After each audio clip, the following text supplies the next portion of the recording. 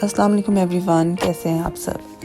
Canada में हमारा long weekend था तो हम यूएस आए हुए हैं। आज हमारा बहुत बिजी दिन गुजरने वाला है क्योंकि एक स्पेशल वेडिंग एनिवर्सरी है, तो सब ने एक साथ मिलकर लंच करने का प्लान किया हुआ है। नाश्ता करके सब रेडी हो गए क्योंकि रेस्टोरेंट की पहले से बुकिंग कराई हुई थी, तो टाइम पर पहुंचना ज़रूरी है। लेकिन फिर भी हम हर दफ़ा थोड़ा लेट हो जाते हैं क्योंकि अपनी रूटीन लाइफ में अपने सब काम टाइम पर करते हैं। कभी बच्चे स्कूल से या जॉब से या कोई अपॉइंटमेंट हो तो लेट नहीं होते, लेकिन जब वेकेशंस हों और रूटीन से हटकर कोई काम करना हो या हम कहीं जाएं या कोई हमारी तरफ आए तो इतना रिलैक्स कर रहे होते हैं और वो टाइम टेंशन फ्री होता है और जहन भी रिलैक्स मोड में होता है, छुट्टी मना रहा होता है। तो इसी बेफिक्री में ऐसे मौक़े पर कहीं जाते हुए लेट हो ही जाते हैं। और वैसे भी जब दो या दो से ज़्यादा फैमिलीज़ इकट्ठी हों तो ध्यान भी इधर उधर या बातों में लगा रहता है। हस्बैंड भी नाराज़ होते हैं, फिर भी हम लेडीज़ अपनी तरफ से पूरी कोशिश करती हैं कि टाइम पर सब काम कर लें, लेकिन फिर गड़बड़ हो जाती है और डांट भी सुननी पड़ती है। खैर, हम यहाँ टाइम से पहुँच ही गए और सब ने डिसाइड किया था कि एक ईरानी रेस्टोरेंट है, वहाँ से लंच करेंगे। इनका खाना बहुत टेस्टी और लाइट है।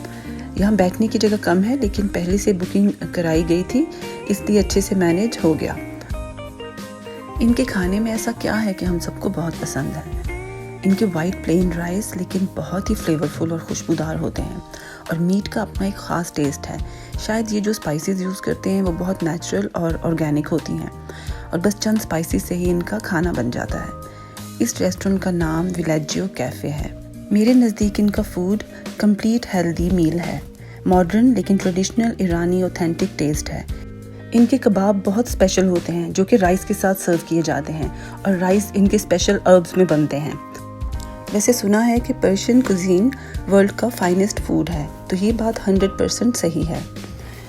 तो अब हमने सबने खाना बहुत एंजॉय किया और आज बस बाहर ही सारा टाइम स्पेंड करेंगे। पहले प्लान बनाया था कि एक दिन पिकनिक के लिए कहीं आउटसाइड जाएंगे, लेकिन वेदर थोड़ा सा ठंडा है तो ज़्यादा टाइम आउटडोर रहना सबके बस की बात नहीं। खैर, हम यूं ही कार में ही सिटी घूमते रहे। तो चलें आप सब भी हमारे साथ बाल्टीमोर मैरीलैंड की सैर करें। ये हम डाउनटाउन की तरफ जा रहे हैं। आज सैटरडे भी है तो बहुत ही बिजी रोड्स हैं और कोई म्यूज़िकल कॉन्सर्ट भी यहाँ हो रहा था, इसीलिए बहुत रश है। और मेरे नॉलेज में ये बात रिसेंटली आई है और मैं आपके साथ भी शेयर करती हूँ कि बाल्टीमोर सिटी अपने arts, culture, world class sports और अनमैच्ड म्यूज़ियम की वजह से जानी पहचानी जाती है और इसको अपने अमेजिंग वाटरफ्रंट व्यूज़ और रिच हिस्ट्री की वजह से एक्सप्लोर करना और विज़िट करना मस्ट है। बस यहाँ पर कुछ रेसिज्म कम हो जाए तो ये बेस्ट सिटी है। बाल्टीमोर एक बहुत ही खूबसूरत शहर है। ये एक हिस्टोरिक डिस्ट्रिक्ट है, मैरीलैंड की मेजर सिटी है। यहाँ ब्लैक कम्युनिटी 62.3% रहती है। ये वॉशिंगटन डीसी से 1 घंटे की ड्राइव पर है और यहाँ डिफरेंट सिटीज़ को निकनेम्स दिए गए हैं। जैसे बाल्टीमोर को सिटी ऑफ चार्म्स कहते हैं, तो इससे ही अंदाज़ा हो जाता है कि कुछ तो ख़ास बात है इस सिटी में। मुझे इसकी सबसे अच्छी बात ये लगती है कि अफोर्डेबल सिटी है। यहाँ शॉपिंग का जो मज़ा है वो दुनिया में कहीं और नहीं है। बाल्टीमोर को ग्रेटेस्ट सिटी इन अमेरिका भी कहा जाता है। इसके करीब ही कुछ और बड़े शहर हैं जैसे Washington DC, Virginia, Pennsylvania, Philadelphia और न्यूयॉर्क सिटी। तो बाय रोड ही इन सब शहरों का विजिट इजीली किया जा सकता है। डाउनटाउन हर शहर का सबसे पुराना एरिया होता है। इस शहर के डाउनटाउन की भी असल ब्यूटी यही पुरानी बिल्डिंग्स हैं जिनसे हिस्टोरिकल, एक्चुअल और आर्काइवल लुक आ रही है।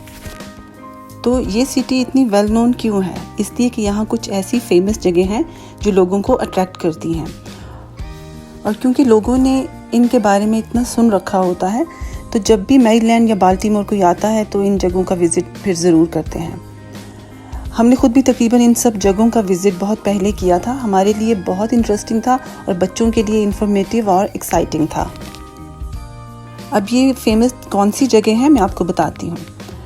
सबसे पहले तो बाल्टीमोर म्यूज़ियम ऑफ आर्ट्स है, फिर नेशनल एक्वेरियम है, इसके बाद मैरीलैंड साइंस सेंटर है, John Hopkins university, train lovers के लिए रेलवे म्यूज़ियम है और मेरा फेवरेट इनर हार्बर है। हम सबका बहुत दिल था कि इनर हार्बर ज़्यादा टाइम स्पेंड करेंगे, लेकिन मौसम बहुत ठंडा हो रहा था, इसलिए ज़्यादा देर वहाँ हम रुक नहीं सकते थे, और ना ही हमने आज अपने साथ कोई जैकेट्स या शॉल और कार्डिगन कुछ भी नहीं रखा हुआ था। इनर हार्बर बहुत ही खूबसूरत सी पोर्ट है। ये डाउनटाउन में है और बड़ा ही ज़बरदस्त वाटर फ्रंट है। इसके इर्द गिर्द ट्रेल बनी हुई है जो कि वॉक के लिए और बाइक राइड के लिए बेस्ट प्लेस है। तो वहाँ जाने के ख्याल से ही हमें ठंड का एहसास होने लग गया। तो हम सब ने सोचा कि पहले कॉफ़ी पीते हैं और फिर हम वहाँ जाते हैं। कॉफ़ी हमने ले ली है और अब अपनी फेवरेट प्लेस की तरफ जा रहे हैं। हमारा इरादा था कि हम डे टाइम में इनर हार्बर जाएंगे, लेकिन यहाँ पहुँचते पहुँचते ही शाम हो गई है। खैर कोई बात नहीं, इस टाइम भी बड़ा ही प्यारा व्यू था। मौसम तो वाकई बहुत ठंडा था, तो बस ज़्यादा देर यहाँ नहीं रुक सकेंगे, और ये हसीन नज़ारा देखकर सारी थकन उतर जाती है। खुदा ने कितनी खूबसूरत दुनिया बनाई है। और यहीं पे शाम भी हो गई है, तो अब घर चलते हैं। सुबह से निकले हुए थे, लेकिन उस तरह से थकावट नहीं है, क्योंकि ज़्यादा टाइम तो कार में ही बैठे घूमते रहे और खूब गपशप की। बहुत अच्छा टाइम गुजरा। अब हम घर आए हैं तो सिस्टर इन लॉ ने जल्दी से मटन पुलाव बनाया है, क्योंकि हमें उस तरह से भूख नहीं लग रही थी, बस हल्की फुल्की सी भूख थी और कुछ लाइट खाने का दिल था बग़ैर ग्रेवी के। तो हमने मटन पुलाव के साथ रायता बनाया और फिर साथ ये होममेड कुल्फ़ा बना हुआ था वो खाया, और ये केक था। सब ने चाय पी और ये सब खाना एंजॉय किया। तो बस आज हम जल्दी सो जाएंगे, क्योंकि सुबह हमें जल्दी उठना है, और जो थोड़ी सारी हमारी शॉपिंग रह गई है वो कल करेंगे। और कल हमारा लास्ट डे है यूएस में। अब ये नेक्स्ट मॉर्निंग है। हम सब ने नाश्ता किया, चाय पी, और आज कुछ मज़ीद शॉपिंग करनी थी, इसलिए यहाँ आए हैं। जो चीज़ें लास्ट टाइम रह गई थी और जो बहुत ज़रूरी चाहिए हैं वहीं लेंगे। और यहाँ बच्चे भी देख रहे हैं कि इन्हें क्या क्या चाहिए। मुझे यहाँ कपड़े और जूते ज़्यादा पसंद है, वैरायटी भी ज़्यादा होती है। खैर हमने बहुत फ़न किया और फिर घर आ गए। घर आकर खाना खाया, और खाने में हर एक की फेवरेट डिश थी। किसी ने कहा दाल चावल खाने हैं तो सिस्टर ने वो बनाए, किसी ने कहा कोई सब्ज़ी चाहिए तो सिस्टर ने वो बना ली। कहीं से आवाज़ आई चिकन कढ़ाई खानी है तो सिस्टर ने जोश में आकर ये सभी बना लिया था। तो वो माशाल्लाह बहुत जल्दी से सब काम कर लेती हैं। अब क्योंकि हमने सुबह वापस जाना है तो मर्द हजरात सब चाय पी कर थोड़ा टीवी देखकर सो गए, लेकिन हम लेडीज़ ने गपशप लगाई और दिल किया कि बनाना ब्रेड बनाते हैं, तो वो मिलकर बनाई। इजी सी रेसिपी है। सबसे पहले बटर और शुगर को अच्छी तरह मिक्स किया, 3 अंडों को फेंट कर रख लिया, फिर 3 केलों को मैश करके रख लिया, और ये सब कुछ हाथ से ही करना है।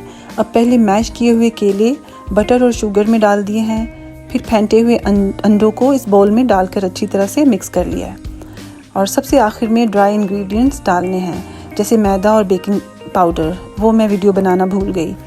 और अब ये बैटर एक ग्लास की बेकिंग डिश में डाल दिया है, और हाँ, इनमें वॉलनट्स और रेजिन्स भी डाले हैं। अब इस डिश को ओवन में रख दिया है।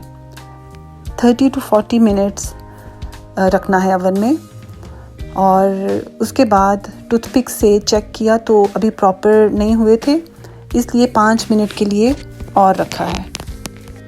अब 5 मिनट के बाद जब ओवन खोलकर दोबारा देखा है और फिर टूथपिक से चेक किया है तो बिल्कुल पक चुका है। इसे निकाल कर एक बेकिंग डिश में रख दिया तो यकीन करें बहुत ही मज़ेदार बनाना ब्रेड तैयार हुई थी। हमने सुबह चाय के साथ ये खाई, बल्कि साथ भी कुछ पीसेस रख लिए थे। और बस हमारा ये लास्ट डे है यूएस में, और मैं वापसी का सारा ट्रिप भी यहाँ शेयर करूँगी, वो भी ज़रूर देखिएगा। आई होप आपने मेरी तरह ये ट्रिप एंजॉय किया है, तो लाइक और सब्सक्राइब करें।